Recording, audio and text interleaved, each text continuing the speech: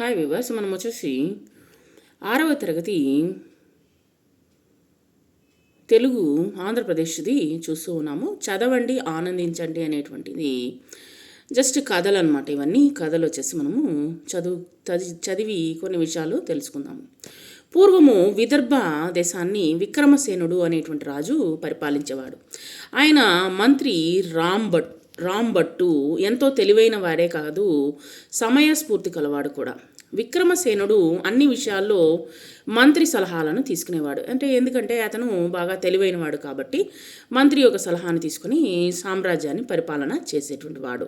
విక్రమసేనుడికి వేట అంటే చాలా ఇష్టం. సంవత్సరంలో ఏదో ఒక నెల అడవికి వెళ్ళి జంతువులను వేటాడుతూ గడిపేవాడు.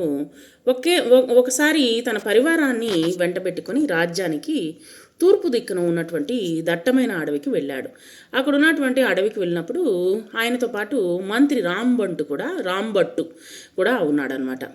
ఆ రోజు ఎంత తిరిగినా ఒక్క జంతువు కూడా కనిపించలేదు. మామూలుగా వచ్చేసి జంతువులను వేటాడడము రాజుల యొక్క ధర్మం, రాజుల యొక్క ఒక ఆట అని కూడా చెప్పొచ్చు అనమాట. వేట అనేటువంటిది ఒక ఆట కూడా వాళ్ళకి. విక్రమసేనుడికి ఎంతో నిరాశగాను విసుగ్గాను అనిపించింది. వాళ్ళు గుడారాలకి తిరిగి వస్తుండగా పచ్చిక బయలులో ఒక లేడి పిల్ల కనిపించింది, ఒక జింక పిల్ల కనిపించింది.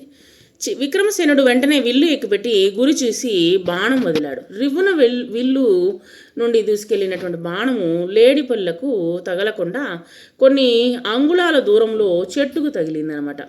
ప్రమాదం పసిగట్టి లేడి పిల్ల అక్కడి నుంచి పారిపోయింది. భలే గురి అంటూ ఒక సైన్యాధికారి అలవాటుగా చప్పట్లు చరిచి అన్నాడనమాట. అంటే ఏంటంటే రాజుల్ని పొగడాలన్నమాట. సో ఆ విధంగా పొగడ్డంలో వచ్చేసి తాను కొట్టకపోయినా సరే పొగడ్డం మొదలుపెట్టాడు ఒక సైన్యాధికారి. అసలే కోపంలో ఉన్నాడు విక్రమసేనుడు. మరింత ఉగ్రుడయ్యాడు.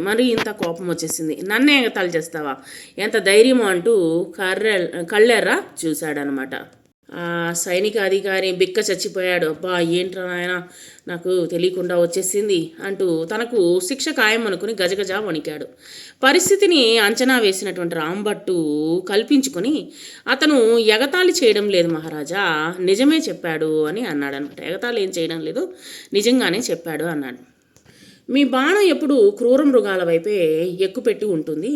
అమాయకమైనటువంటి చిన్న చిన్న జంతువులను మీరు వేటాడారు. ఆ లేడి పిల్లను పారిపోమ్మని మీరు బాణం వేశారు. మీ గురి తప్పకుండా బాణము లేడి పిల్లకు తగలకుండా సరిగ్గా లేడి పిల్ల పక్కనే ఉన్నటువంటి చెట్టుకు తగిలింది. అదే మీలోని చాతుర్యము అని వివరించాడనమాట. దానితో విక్రమసేనుడు కోపం పోయి సంతోషంగా నవ్వాడు. తనను రక్షించినటువంటి రాంభట్టు వైపు కృతజ్ఞతగా చూశాడు సైనాధికారి. ఇక్కడ వచ్చేసి ఆ యొక్క రాజుని పొగడాలి, అదేవిధంగా అతని యొక్క లోటుని చెప్పకూడదు. ఆ విధంగా వచ్చేసి చాకచక్యంగా ఆ యొక్క సైనాధికారిని రక్షించడం జరిగింది. రాజుకి తెలియకనే తెలియజెప్పాడనమాట ఆ యొక్క మంత్రి. సో తెలివితో మనము ఆ యొక్క విషయాన్ని వచ్చేసి ఏ విధంగా ఇతరులకి తెలియజెప్తున్నాము అనేటువంటిదే ఈ యొక్క చిన్న కథ.